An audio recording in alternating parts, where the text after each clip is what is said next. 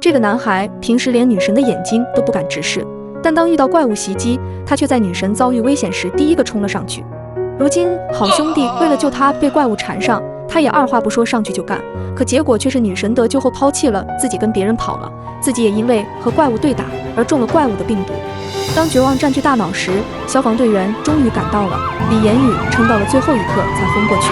等他再次醒来，他已经在病床上，右手被缠满绷带，李言语成功活了下来。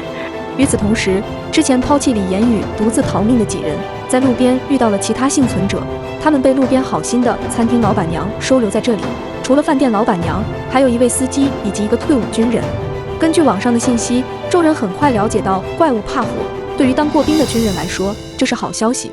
很快，他用餐厅内的酒做出了可以对抗怪物的燃烧瓶。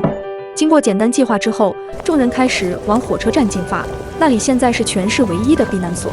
因为怕拖后腿，年迈的老板娘没有一起跟上。正当老板娘望着众人背影出神时，自家的猫咪突然从门外路过，老板娘赶忙呼唤猫咪，可猫咪显得有些呆滞。平时格外粘人的它，现在听到老板娘的呼唤却一动不动。随着老板娘再次呼唤，猫咪终于转头看向老板娘，赶忙示意让猫咪跟自己回去。可接下来却看到恐怖的一幕，只见猫咪开始做出呕吐的动作，随即一坨怪物粘液从它口中喷射出来，老板娘瞬间头皮炸裂。这边准备逃往避难所的几人情况也不容乐观，整条街道上几乎都被怪物铺满。好在公交车司机看到了他平时开的车，他示意让众人朝车的方向跑去，自己也顺势加快了脚步。就在这时，突然一旁的公交车里钻出一只怪物，司机被吓得往后一退，正好撞到了同行的2个人，而且本来做好的一筐燃烧瓶全部摔落在地。带头的黄毛男看到怪物，反手便将手中的燃烧瓶扔了过去，怪物瞬间被点燃，发出瘆人的哀嚎。接着他朝众人开始发脾气，你们连个酒瓶子都拿不好吗？他们都摔烂了，现在怎么办？这时军人上前拦住了他，可刚刚的司机却忍不了了，你个小逼崽子，你刚刚说什么？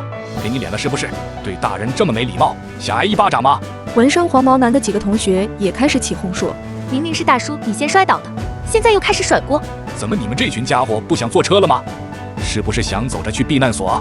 司机大叔一番话，顿时安静下来。众人正准备继续赶路时，一阵急促的脚步声传来，是刚才的老板娘。